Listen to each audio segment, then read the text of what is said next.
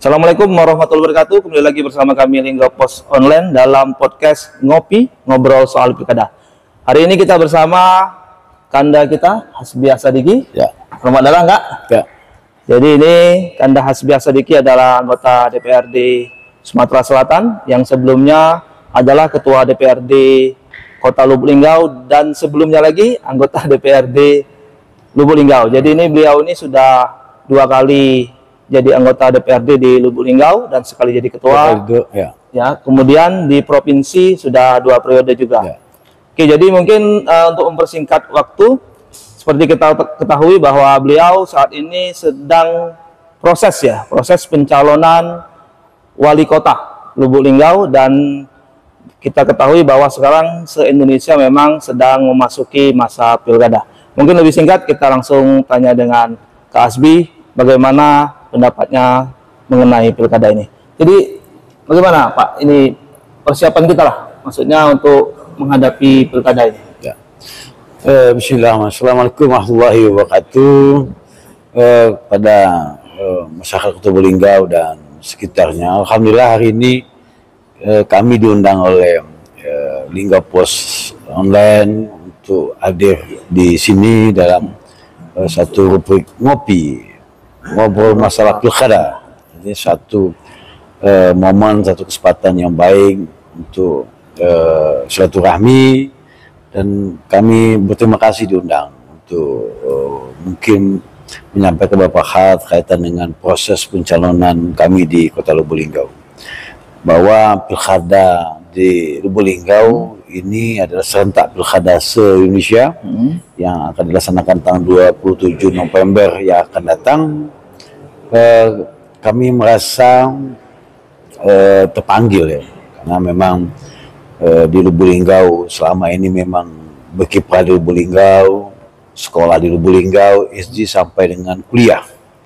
Jadi ini sudah cukup lama memang berKTP Lubuk Linggau, keluarga di Lubuk Linggau, sudah mengenal Kota Lubuk Linggau, baik itu dari dulu sebelum pemekaran maupun Kota Lubuk Linggau menjadi kota yang memang secara definitif menjadi Kota Lubuk Linggau yang definitif ya. Alhamdulillah proses untuk komunikasi itu sudah berjalan ya. Berjalan dengan kawan-kawan partai politik dan ketua partai politik. Mekanisme ini kami jalani sebagai bentuk bahwa kami serius dalam proses mengikuti pemilihan kepala daerah wali kota Lubuk Linggau maupun wakil wali kota Lubuk Linggau. Itu yang mungkin yang awal kami sampaikan, bahwa ya, politik ini cair dinamis. Kita berharap bahwa pilkada Kota Lubuk Linggau ini ya bisa berdemokrasi dengan baik. Karena satu pembelajaran kepada masyarakat bahwa ya pilkada itu adalah satu momentum yang baik dalam hal untuk memilih wali kota Lubuk Linggau dan wakil wali kota 5 tahun ke depan. Lubuk Linggau masyarakatnya lebih cerdas karena memang Lubuk Linggau ya kota yang memang sudah sangat maju, masyarakat sudah maju, pasti mereka akan memilih pemimpin-pemimpin yang baik untuk mereka ke depan. Itu seperti ini Kak Hasbi ya, bahwa kita tahu Kak Hasbi sudah mendaftar di beberapa parpol ya. Salah satunya ya Golkar, kemudian ada di Nasdem, juga di PKS. Nah, mungkin yang jadi motivasi lah Kak Hasbi ingin ikut kontestasi ini. Ya. Ada 2 jalur untuk mengikuti pilkada, yaitu jalur independen dan jalur partai politik. Kami memastikan bahwa tidak mengikuti independen karena kami adalah mewarnai partai politik yang ada di Kota Lubuk Linggau maupun di Sumsel. Kami mengajak untuk partai politik yang memang di Lubuk Linggau bersama-sama membangun Kota Lubuk Linggau. Karena tidak mungkin membangun Kota Lubuk Linggau itu dengan kita sendiri. Pasti kita mengajak semua komponen, semua kekuatan yang di Lubuk Linggau ini untuk membangun Kota Lubuk Linggau yang lebih baik. Kita merasakan bahwa 10 tahun Kota Lubuk Linggau ini di masa kepemimpinan Pak Nana dengan Pak Suko, kami bilang bahwa sudah cukup berhasil. Ya. Karena pada saat kami keliling ke Sumsel, ya, Kota Lubuk Linggau punya kelebihan tersendiri dari kabupaten kota yang lain. Dan itu harus kita beri apresiasi tinggi kepada pemimpin sebelumnya, bahwa mereka sudah berhasil membangun Kota Lubuk Linggau, meletakkan fundamental yang baik, yang ini kan menjadi lompatan. Sekarang sudah baik, ya lompatan ke depan ya harus lebih baik lagi. Dan itu butuh suatu kekuatan untuk bersama-sama menganggota Lubuk Linggau, gitu kan. Kalau komunikasi dengan partai politik, baik itu di Golkar, kami secara pribadi karena memang kami dari partai Golkar, kami sudah pamit dengan pengurus provinsi untuk mengikuti proses wali kota Lubuk Linggau. Jadi sudah izin ya? Sudah izin itu sudah. Komunikasi dengan partai-partai lain, ya kami mengajak di tempat kami komunikasi dengan partai politik, baik itu di PKS, di Nasdem maupun di Demokrat. Ya, salah satu kekuatan partai politik ini di Lubuk Linggau, ya kita mengajak mereka kan, ya dengan semakin banyak yang bersama kita, ya mungkin ya kekuatan ini semakin baik untuk membangun Kota Lubuk Linggau. Oh, seperti itu ya. Oke, kita lanjut setelah yang ini. Masih bersama kami dalam podcast Ngopi, ngobrol soal pilkada bersama Kanda Hasbi Asadiqi. Ini Kak Hasbi. Jadi Kak Hasbi kan sudah lama ini di dunia politik. Di Lubuk Linggau aja sudah 10 tahun, kemudian di Sumatera Selatan 10 tahun. Nah, mungkin pandangan Kak Hasbi, Lubuk Linggau ini bagaimana saat ini? Sejarah bahwa Lubuk Linggau ini kan kota transit, itu yang menjadi modal. Modal bahwa yang ke Linggau ini memang mereka tidak hanya punya kebutuhan khusus, tetapi mereka punya kegiatan lain, itu bisa tempat tinggal atau menginap di Kota Lubuk Linggau. Jadi Kota Lubuk Linggau memang di tengah-tengah antara Bengkulu, antara Jambi, dan pasti melewati mereka mau ke lintasan yang ada mau ke Jakarta. Dan itu seharusnya menjadi modal besar bagi Kota Lubuk Linggau untuk membangun, mengajak yang lain bahwa ada kekuatan yang besar, bahwa Lubuk Linggau ini punya potensi. Walaupun kita sadari bahwa Lubuk Linggau ini tidak punya SDA yang cukup besar, memadai. Beda dengan kabupaten lain yang punya sumber daya, punya batu bara, punya minyak, punya perkebunan. Linggau tidak ada seperti itu. Jadi punya satu konsep ke depan bagi pemimpin ke depan untuk Lubuk Linggau punya nilai tersendiri. Daerah harus punya ciri khas masing-masing. Tidak mungkin sama kita dengan daerah yang punya sumber daya alam. Lubuk Linggau harus punya ciri khas sendiri untuk menjadi modal pembangunan mereka ke depan. Jadi dalam bahasa sederhana kita ibaratkan potensi yang ada ini harus kita bangkitkan, kita jadikan itu kekuatan dasar untuk membangun Kota Lubuk Linggau sebagai kota perdagangan, kota industri yang memang ini ya kota jasa. Ya mau tidak mau kita juga harus melihat bahwa potensi ini mengajak daerah sekitar, ya Musirawas, Muratara, dan Rejang Lebong, supaya Lubuk Linggau ini menjadi pusat perdagangan bagi mereka. Ya. Jadi ini yang mungkin harus menjadi pekerjaan besar ke depan ya, bagi pemimpin ke depan. Selain memang Lubuk Linggau ini dikenal dengan kota mandiri terhadap pelajar maupun mahasiswa. Jadi kalau memang ini diberi satu kesempatan, memang kita harus mengambil alih yang selama ini Lahat menjadi kota pelajar. Dulu ada Santo Yosep di Lahat. Ya. Uang Musirawas itu sekolahnya di Lahat.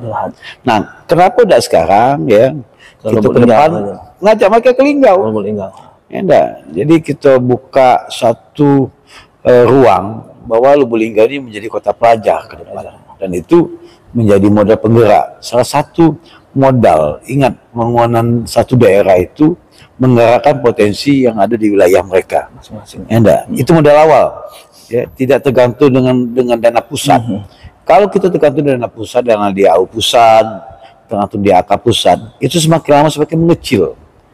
Ya, jadi harus kita pahami bahwa pembangunan daerah itu harus menggali potensi daerah sendiri. Itu harus kita menjadi pegangan bagi pemimpin ke depan. Ya. Jadi artinya Kak, dengan tadi bahwa dasar-dasar tadi, mungkin apa yang jadi visi misi kita untuk Lubuk Linggau ke depan ini 2024 sampai 2009? Ya, visi misi kami berencana ke depan ini yang uang lingkupnya besar, belum kita definisikan secara konkret, tapi pertama memang Lubuk Linggau ini kan kota dagang, kota jasa, kota industri, harus kita pahami, tapi kita dorong untuk Lubuk Linggau ini menjadi kota pendidikan. Pendidikan itu kota pelajar, kota yang kita buka untuk Lubuk Linggau, menjadi target mereka untuk sekolah di Lubuk Linggau. Dan mahasiswa juga di Lubuk Linggau yang kuliah di Lubuk Linggau itu menjadi tujuan mereka ke Lubuk Linggau. Tidak perlu lagi kuliah jauh-jauh.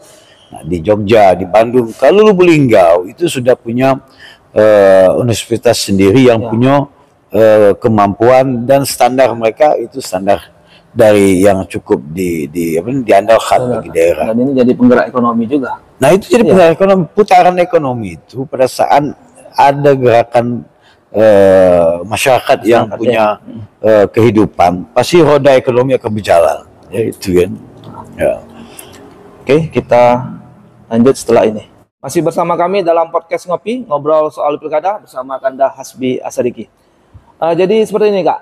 Jadi ini Kak Hasbi ini kan terkenal dengan tim namanya tim Duha, Dulur Hasbi. Nah ini kan mungkin di pilkada kalau memang nanti kita jadi calon, apakah tetap digerakkan ini tim Duha ini? Duha itu. Ya. Pengaman pileg kemarin yang baru-baru kemarin kita laksanakan bahwa Lubuk Linggau ini pemilihnya sudah cerdas. Mereka melihat bahwa yang dipilih mereka itu punya rekam jejak, pengalaman yang mereka kenal. Dan akhirnya memang alhamdulillah tim yang kita bentuk itu berjalan ya. Di 72 kelurahan. Dengan alhamdulillah dengan total hampir 18.800 suara, dan itu suara yang memang dari masyarakat. Berdasarkan pengalaman yang sudah kami lakukan, bahwa tim ini kan dibentuk oleh kita dengan rasa kekeluargaan, rasa kegotong royongan, bahwa kita sama-sama punya visi, punya misi ke depan. Jadi serumah itu Duha itu kan dulur itu dianggap satu keluarga ya. Dan mereka sama-sama galak diajak sama-sama begawi, diajak sama-sama untuk sosialisasi kepada masyarakat bahwa calon kami ini punya keunggulan untuk mereka meyakini ya masyarakat tidak salah pilih. Nah ini kami tetap akan kita sampaikan kepada tim yang kami kemarin dibentuk bahwa tim Duha ini tim keluarga. Ya ini akan kita kembangkan. Karena pileg ini kan itu skupnya hanya untuk kegiatan yang memang di pemilihan legislatif. Kalau pilkada ini pasti akan lebih besar. Lebih besar lagi ya. Lebih besar dan lebih luas untuk menyangkau di 72 kelurahan dan 8 kecamatan. Satu yang kita yakini bahwa masyarakat Lubuk Linggau ini itu lebih cerdas, lebih paham, dan mereka lebih teliti untuk memilih pemimpin mereka ke depan. Yang kedua, bahwa Lubuk Linggau ini kan sudah mengenal dunia sosial media. Ya.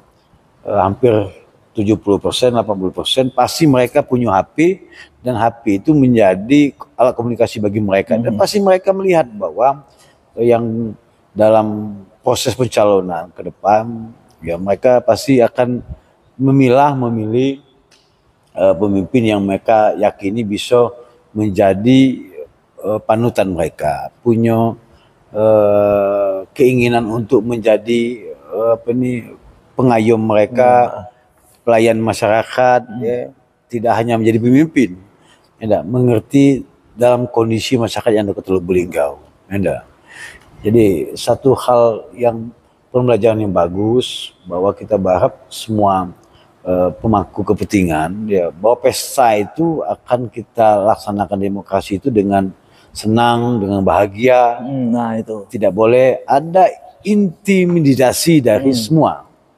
Ya, biarlah masyarakat memilih. Ya, kalaupun masyarakat memilih itu dengan hati nurani mereka, saya meyakini ke depan ya akan pilkada ini berjalan dengan damai, tertib, tanpa satu gangguan, dan akan menghasilkan pemimpin yang amanah dan terpercaya.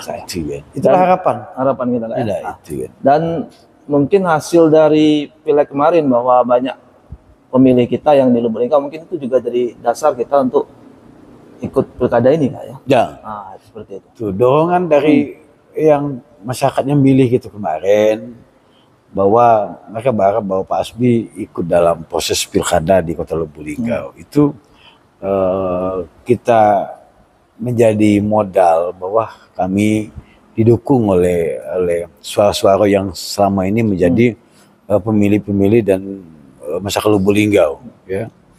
Kami bersyukur sudah 20 tahun menjadi wakil masyarakat Lubuk Linggau ya, di provinsi maupun Kota Lubuk Linggau. Ya, ini satu kesempatan bagi kami untuk membangun Kota Lubuk Linggau, ya. Membangun Kota Lubuk Linggau bersama-sama semua komponen yang ada di Lubuk Linggau, yang itu bahwa kita rasakan bahwa salah satu yang kami selesaikan di 5 tahun ini yaitu membangun jalan tembusan antara Lubuk Linggau, Musirawas, Pali, dan Palembang. Itu adalah andil dari DPRD Sumsel. Ya, itu yang dengan anggaran hampir lebih kurang sekitar 300 miliar itu terselesaikan dalam 3 tahun ini. Dan itu kan menjadi alternatif bahwa ya kita punya kepentingan. Kalau udah kata wakil kita udah kemungkinan jalan bisa tembus. Karena kita ini punya 10 dapil yang anggarannya terbatas, ya pasti kita berjuang. Ya. Itu kan, dan itu yang mungkin kami berharap ke depan jalan ini menjadi jalan alternatif selain jalan Sekayu ya. Ya. Selain ini kan transportasi itu bisa lancar, waktu jarak tempuhnya lebih singkat, dan masyarakat merasa bahwa pembangunan di Sumatera Selatan ini ya ada hal terbuka jalan akses baru akses. Ya. Mungkin ini terakhir Kak, jadi pesan dan kesan lah. Jadi ini mungkin karena pilkada ini kan melibatkan banyak pihak, mulai dari masyarakat, stakeholder, penyelenggara, pemerintah, dan para calon sendiri. Mungkin pesan dan kesan kita lah. Pertama memang kepada penyelenggara ya, penyelenggara pemilu itu adalah KPU, pengawas pemilu itu adalah Bawaslu.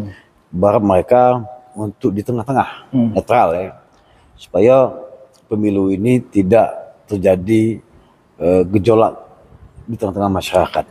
Ya. Pemilu itu menggunakan uang rakyat, uang APBD. Kita berharap bahwa semua kepentingan itu harus berpijak kepada kepentingan skala luas, skala banyak. Ya.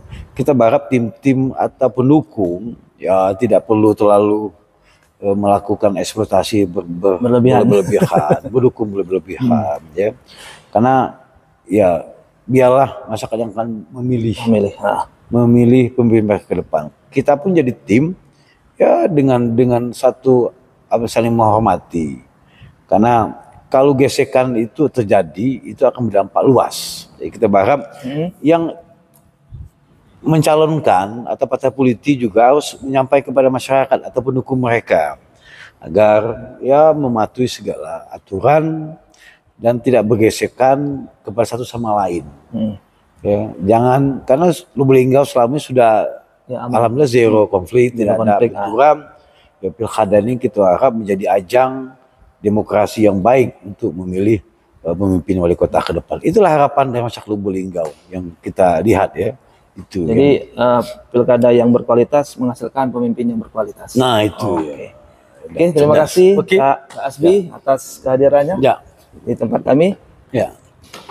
Ya, begitulah. Alhamdulillah kita telah selesai dalam podcast ini. Wassalamualaikum warahmatullahi wabarakatuh.